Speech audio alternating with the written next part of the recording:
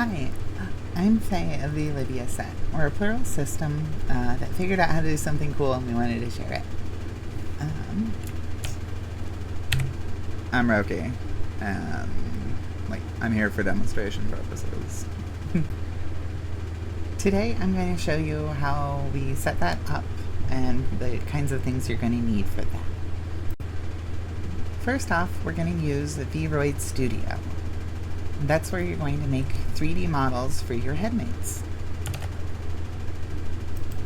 And then we're going to use Warudo, which is a software that tracks your face and then puppets a little avatar like this. So, once you've downloaded Warudo and created your first Warudo asset, you're going to use the onboarding assistant to get started. We've already done that, and I've already added quite a few characters here. So, once you've gotten through and gotten your first character set up, you'll go in and click on the little plus icon saying Add Asset to Group.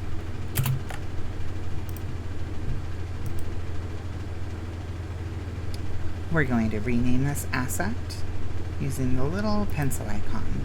And I'm going to rename it to Aros since we just got her model done last night. Next, we go back up to this onboarding assistant. We hit Get Started. We'll select our character Aros, hit OK. We'll select her from the local files.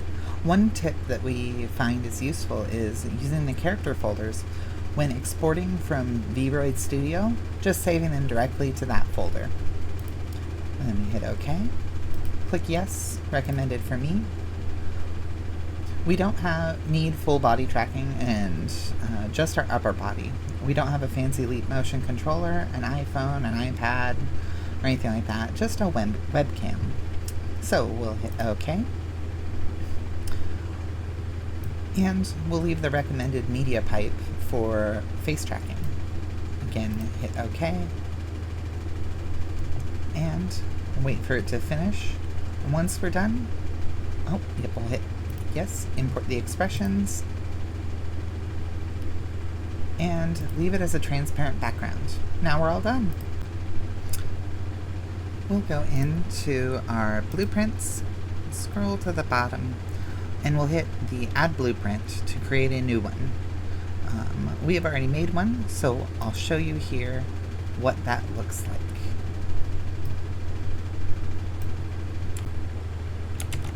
In our blueprints, here is our custom switch blueprint. First we have our properties here.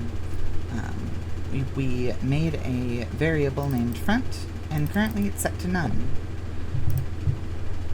The first thing we need to do is use this getString variable. So first we would just type in a getString variable, and it's as simple as dragging and dropping it here.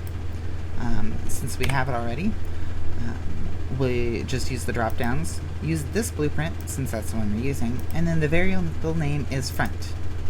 Next is our asset by name. Find asset by name. We pop that in there. That one is simple, that we just drag the value of our variable into it. And we're done with that.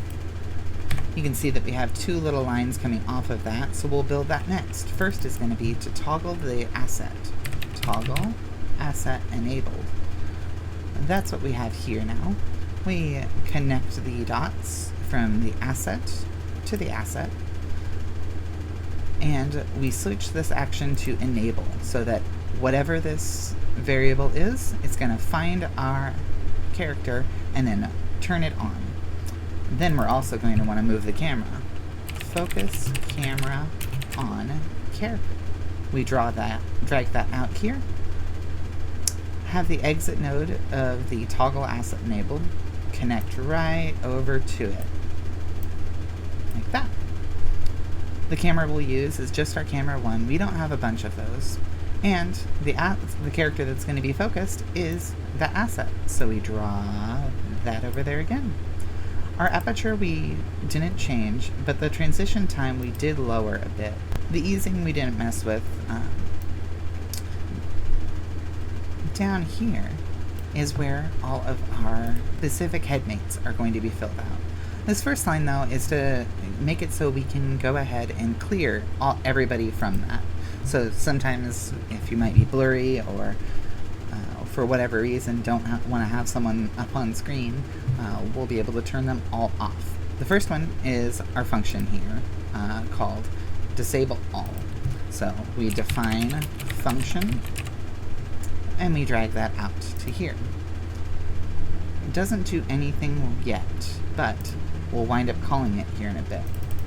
Next, we're going to do set up a keystroke for it. On keystroke pressed. We drag that out here. We set it up for Control plus Alt plus space. When we hold down Control Alt space, that makes it so no one shows up.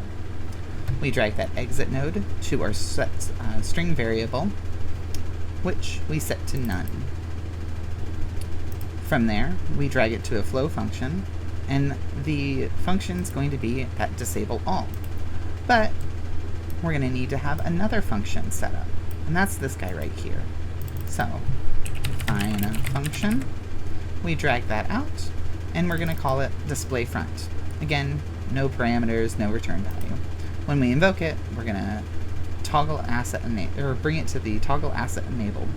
So, when we call this function, it will turn on whatever asset is currently called by our variable. And we set another flow function up here and set it to display front. Drag that over, and we have the makings of just a real simple system we'll be able to use. The next thing we're going to do is set that toggle asset enabled. We'll scroll in here, and as you can see, that's again another toggle asset enabled.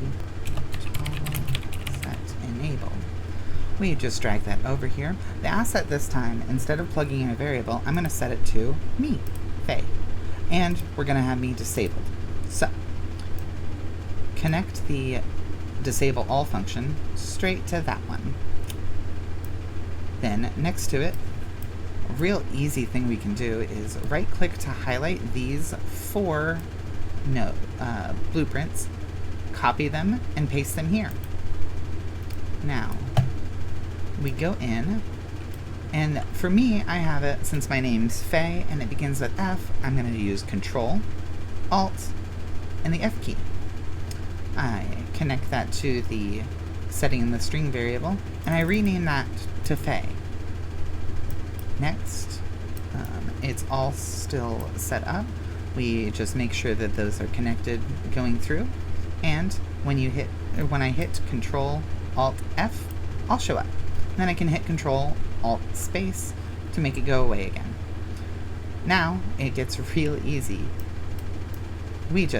Every time I need to add a new headmate, I right-click, drag all 5 of these, copy them, and then paste them in the next one, and just fill it out. I scroll in here.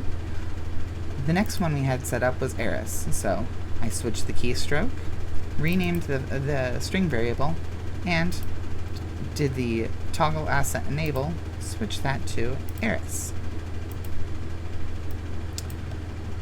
Scroll down here and you can see we have Roki, Control Alt R, Roki.